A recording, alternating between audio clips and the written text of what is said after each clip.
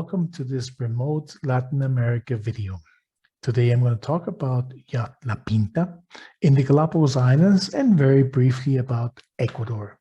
My name is Klaus Filch, I'm product manager, and I used to be for many years a guide and an expedition leader in the Galapagos Islands. Now, Ecuador is the gateway to the Galapagos Islands, but there's tons of things to see and do in Ecuador. I'll talk about that briefly towards the end of the video. But you should know that it is the only gateway to the Galapagos Island. It's the only access for Galapagos. Flights will start in Quito, stop briefly in Guayaquil, and then the only two airlines serving Galapagos will go from here across the Pacific Ocean to the Galapagos archipelago. These are 19 islands with 8,000 square kilometers, where 97% of it is a national park with no human inhabitants.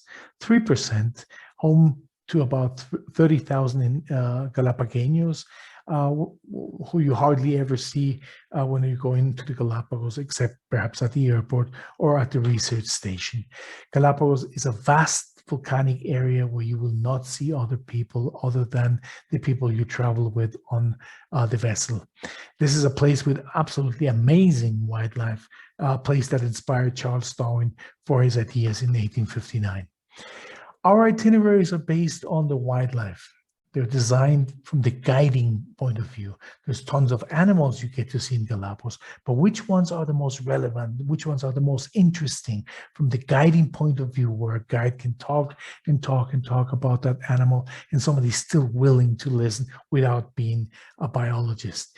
You can see our itineraries do a lot of crisscrossing, and they cover a broad area of the Galapagos Islands. You should also know our itineraries are carbon neutral, but this is an itinerary designed by the guide, not by a captain, because as you can see, we try to yield as much wildlife as possible. And in a short itinerary of 4 nights, 5 days, which we have too, you get to see anywhere between 12 or 13 big 15s. And the longer itinerary, a 6 nights, 7 days, you get to see almost all of them, 14 big 15s. Now, our groups are also small. In Galapagos, the largest a group is allowed to be is 16 passengers per guide. Now, in pre-pandemic times, we've been between 11 and 12 guests per guides. And during the pandemic time, when we've been operating, we've been doing it with 8 guests per guide. You should know these are not only small groups, but people who think alike, but also in only one language.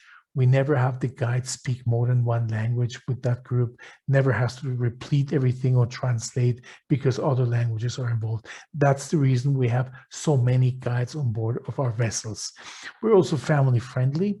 That means that we will have activities on board for children, and we also have activities for them special in the islands. Did you know that Galapagos is also a whale sanctuary? We have 23 species of cetaceans recorded since 1959 in Galapagos. The most important person on our vessels is the expedition leader. So if a pod of whales suddenly appears or dolphins are there, we could also reshuffle, we change somewhat our itinerary to be able to show you that. So you should rest assured that you will have a chance to see this in a safe way for our guests, but also, of course, for the whales. Food for us is much more than just a biological necessity. It is an experience. So we've been working very hard with our team of chefs. We have a gastronomy director of the Cordon Bleu School that designs the menus for our vessels.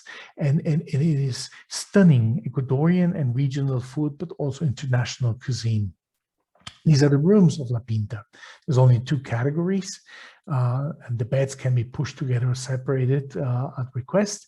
And we also have, families love this, interconnecting rooms.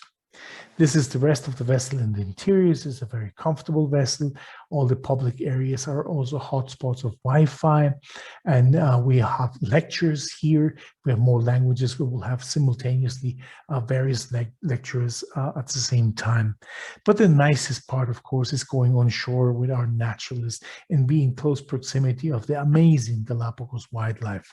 When we're done with the trails in the morning or before we start them in the afternoon, we also have other other options, and here comes handy that we have so many guides. We can offer sufficient sit-on-top kayaks, and we also have a safety briefing for the safety of our travelers and for the wildlife. And there will be plenty of snorkeling opportunities in your trip. Notice that we have the gear from shorty wetsuits, fins, masks, tubes, mesh bags, vests. And if you don't bring your own gear, you should also know that when you're getting it from us, the mouthpiece is a brand new, you get to unpack yourself. Getting in and out of the Zodiacs looks complicated. It's quite easy, and we have these ladders. And the Panga operator, the Zodiac operator, and the Naturalist guide will assist you in getting in and out. But some prefer to keep it dry. We call this the dry snorkeling or the glass bottom boat. Each of our vessels is equipped with one of these. It's very large, very spacious. We take generally 10 or 12 guests per ride. There's sufficient rides in the places we're allowed to use this, and you get to see what happens on the water. Now, we've been the first one to operate in Galapagos in 1969. The first ship was ours, Lina.